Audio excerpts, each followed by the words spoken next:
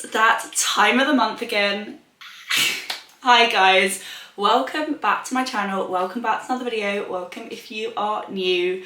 You know what time it is, it's the last one of 2025, which I think is wild. Like, I think that is genuinely nuts, but we are here again for another I had a brain moment then. Another monthly TBR, and we are still back again with the monthly TBR jar because I just find this so satisfying. I do wonder if next year I might try mixing up a little bit and sometimes, there's hair in my face, and sometimes use a wheel or some kind of other method, but at the moment the TBR jar is suiting me perfectly, and yeah, we have another 8 books to choose for December. I do have a couple of things that I kind of have on my radar, and they are thus. So, of my 25 books to read in 2025, I have 2 books left to read. One I don't remember, so I'm going to put it on the screen, but I actually don't own that one yet. And then the other one is Katherine Center's Hello Stranger. And then once I've read those 2 books, I have finished my 25 to read in 2025, which is wild. And then these 2 books continue series that I'm in the middle of. So we have Scarred by Emily McIntyre, which is book 2 in the Never After series, and War by Laura Thalassa, which is book 2 in the Four Horsemen series. I will chat these through when we get, if they get chosen. Ditto with this one. And yeah, let me grab the TBR jar. So as I said, this is the last one for this year.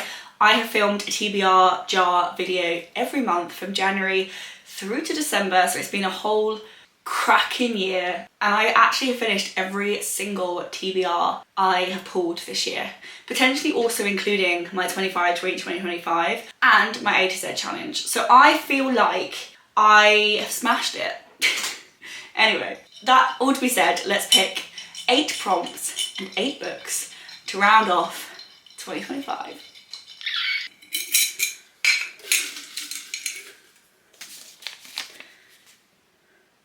A book from a new author.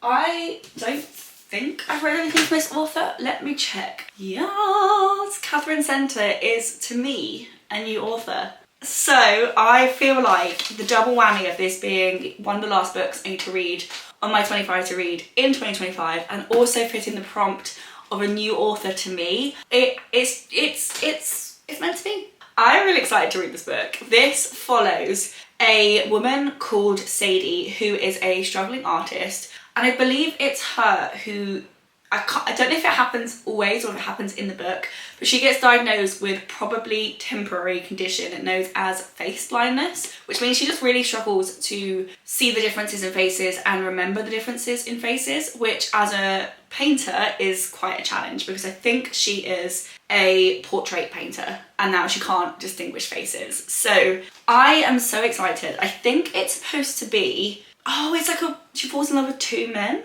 I also don't know when this is set, but it's very much giving winter, so I feel like this is the perfect time to read this book. If you cannot tell, I'm really excited. This I really wanted to read at the beginning of the year, hence why it was put on that list. And then loads of other things got in the way, so I haven't got around to reading it yet, and safe to say, I'm excited. So this is book number 1. A book from the longest series on my TBR. I actually don't have that many long series physically on my TBR now. I feel like the big one was Throne of Glass, but that's now been read. So I think the longest series I have on my TBR is like 5 books. I feel like this is going really well. So the longest series I have on my bookshelf is actually Never After series by Emily McIntyre, which I find wild that the longest book series I currently have is only 5 books.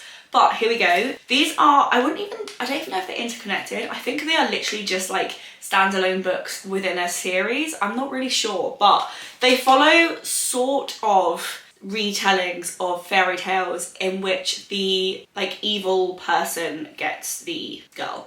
I think that's the gist of them. That's kind of what the first one was. The first one was, I can't remember if it was, I think it was Peter Pan, but like gangsters. And I think this one is then set in like a really old time in which there are like kings and queens. So like I don't really understand what the link between the books are other than they're all themed off fairy tales. So I don't know if that's strictly speaking a series or not, but yeah, I don't know which one this actually follows, being scarred. Effectively, I think it's like a bad brother who falls in love with the future queen of the good brother. But I don't know what fairy tale this is supposed to be based off of. This is book number 2. I enjoyed the first one enough. I wouldn't have said it was like my favourite read, but I think this is going to be a completely different tone and setting. So yeah, I am really interested to read this second book. Right, book number 3. 3-word title. So very much not war, considering that is literally one word, but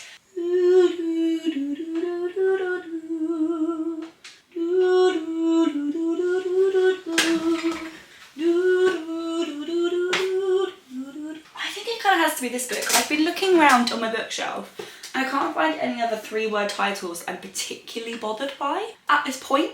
So I think it's going to be Half a Soul by Olivia Atwater, which is the first book in the Regency Fairy Tales series, which I've wanted to read for a really, really long time. And I picked up, I think, book 2 and 3 in a second-hand bookshop and then had to like go and buy book 1. But this particular book, I don't know where the rest of the series goes, but this particular book follows, I don't know what her name is, Dora?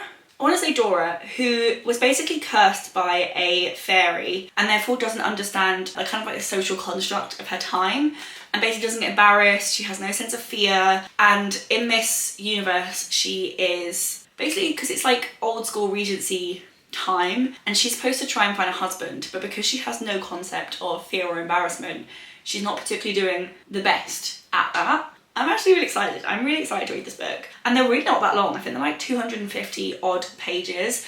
And it is a trilogy. So I have book 2 and book 3. So this is a book with a 3-word title, Half a Soul by Olivia Atwater, as book number 3. A book bought at a charity shop. Now I actually buy quite a lot of books from a charity shop, so this shouldn't be too hard. But watch me not find something. I have 2 very different options, 2 very different vibed books, both obviously coming from charity shops. So book number 1 is Lucy Vine, Date with Destiny, which is about a girl or woman who's about to turn 32. On her 16th birthday, she was given a psychic prediction of her future that predicted 6 things in 16 years time. So now she's in that year, potentially some of those things come true. And a lot of it is around breaking up and meeting someone new, but she's about to get married this year. So this is a potential option, a very different vibe, like almost the polar opposite. We have No One Saw a Thing by Andrea, which I haven't heard anyone talk about. Not that I've heard people talk about this either, but I've heard no one talk about. It was a woman in the charity shop who told me to pick this up. So here I am. It follows a woman who, her 2 kids jumped on a train. The door closed before she could get on the train, so the train takes off. They agree to meet at the next station, but when she gets to the next station, there was only 1 child there, and the whole book is trying to work out what happened to the second child. So very, very different vibes. I'm not sure what I want to read. I do feel like I've got a sort of fantasy, a dark romance, a fiction that kind of skews into romance. Maybe I'll go with a thriller. And this, yeah, I've literally had no one talk about apart from the woman in the charity shop when I was looking at books. So I'm very intrigued because she absolutely loved this book. No One Saw a Thing by Andrea. Right, book number 5.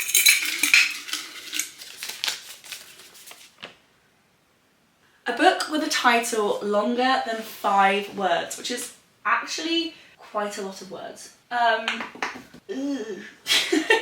found one, but it is another thriller, but I think that's fine. I feel like it's a good time to get through some of my thrillers. But we have The House We Grew Up In, which is 6 words. So this is by Lisa Jewell. I've read a couple of Lisa Jewell books, and I recently discovered she didn't start out as a thriller author. Someone left a comment about that on I think it was my holiday reading vlog, where I read a very early Lisa Jewell book, and I went into it thinking it was a thriller, and it was more like a lit fic, and a very well written lit fic, but because I went into it with the wrong mindset, it threw me off. But yeah, I didn't know that. I do think this is a proper thriller though. Well, this is what it says in the back. I actually just picked this up because it was Lisa Jewell. It says, the birds seem to be the perfect family. Mother, father, 4 children, a charming cottage in the country. But one Easter weekend, something happens, something so unexpected, so devastating, that no one can bring themselves to talk about it. The family shatters, seemingly for good. So yeah, drama. Absolute drama. So yeah, this is book number 5. We now have quite a thrillery, very unfantasy reading TBR. So fingers crossed for book number 6, 7 and 8 we can potentially get some fantasies, because it's giving not that. Right, book number, I actually can't do it because I don't have enough fingers available. Book number 6. A book made into a film or a TV show, which is very fitting because I just came back from watching Wicked in the cinema, which is based on a musical, which is based on a book. So I don't own Wicked, I don't know why I'm telling you this right now, but it did mean that if I did own Wicked the book, I could read it, but I don't. So anyway, I haven't watched this TV show. I only know it's been made into one because it literally says it on the front of the book, but I hauled this in my most recent haul. I only bought it because a friend of mine had rated it 5 stars on Goodreads, and we have quite similar reading tastes. So I don't really know much about either the book, the series, the plot, anything. I just saw it in a charity shop and she'd rated it really highly. So this is The Power by Naomi Alderman, and it's a beautifully floppy book. Yeah, I don't really know much about this whatsoever, but this is what it says on the back of the book. Suddenly, tomorrow, or the day after, girls find that with a flick of their fingers, they can inflict agonizing pain and even death. With this single twist, the 4 lives at the heart of Naomi Alderman's extraordinary, visceral novel are utterly transformed, and we look at the world in an entirely new light. What if the power to hurt was in a woman's hand? Ooh, it's kind of giving.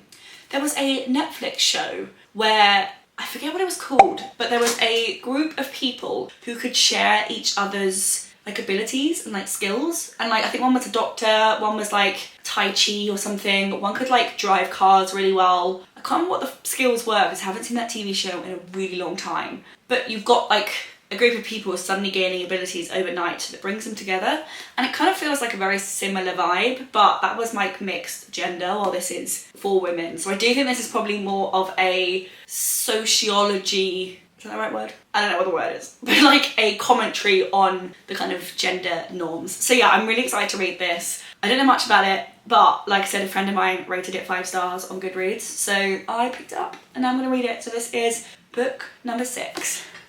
Book number 7.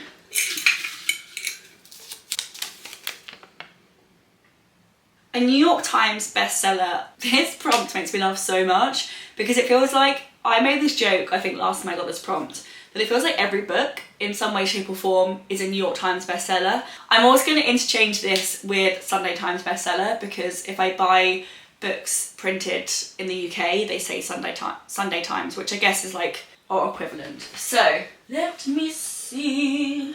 Do you include best-selling authors, or does the book have to be a bestseller? Oh, there's an author as well. I found one that doesn't say author. So I kept looking and I kept just finding Sunday Times best-selling author, but this one just says the Sunday Times and New York Times bestseller, and it's The Ministry of Time by Kaliane Bradley, which I haven't read yet, and I feel like I'm so behind the times because so many people have read this book and I haven't. So I'm a little bit jealous, which means we need to catch up.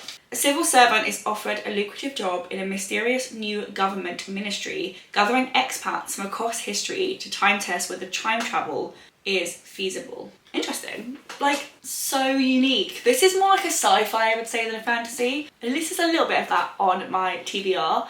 And yeah, I'm really, really excited to read this book. And it is both a Sunday Times and a New York Times bestseller. So, cracked that. The 8th and final book on my monthly TBR, and the last book I'm going to pick out of my TBR jar for 2025. Okay, the pressure on this book is intense. I bet you it's going to be one of those prompts that's like lowest rated. But you know, let's try. Okay. Oh my god, that is the most hilarious prompt to finish the year off. So, as I've picked Hello Stranger, there's only one book left on my 25 to read in 2025, and I've forgotten the name of it because I don't own it. Let me just check I have read the rest of them. There's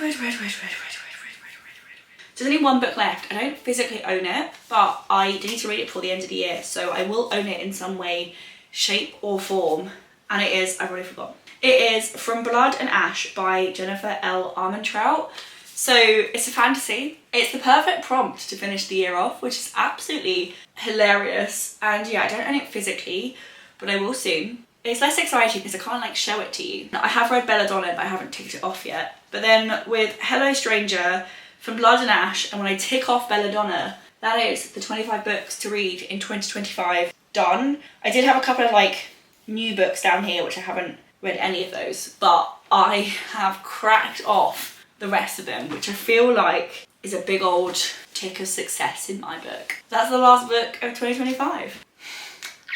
Okay, right, let's do a little summary recap of my last TBR, my December TBR, how I'm going to finish off the year. For the first book, we have a book from a new author, and we have Katherine Center's Hello Stranger, which is also the penultimate book on my 25 books to read in 2025.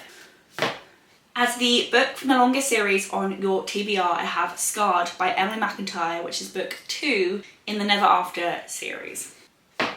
As a book with a 3-word title, we have Half a Soul by Olivia Atwater. As my book from a charity shop, we have No One Saw a Thing by Andrea Mara. As my book with a title that's longer than 5 words, we have The House We Grew Up In by Lisa Jewell. As my book that's been turned into a TV series or a film, we have The Power by Naomi, Alderman. We have as my New York Times bestseller, we have The Ministry of Time by Kaliane Bradley. And a very fitting way to end off the year, we have one of my 25 to read in 2025, which I've picked, From Blood and Ash by Jennifer L. Armentrout. You can't like...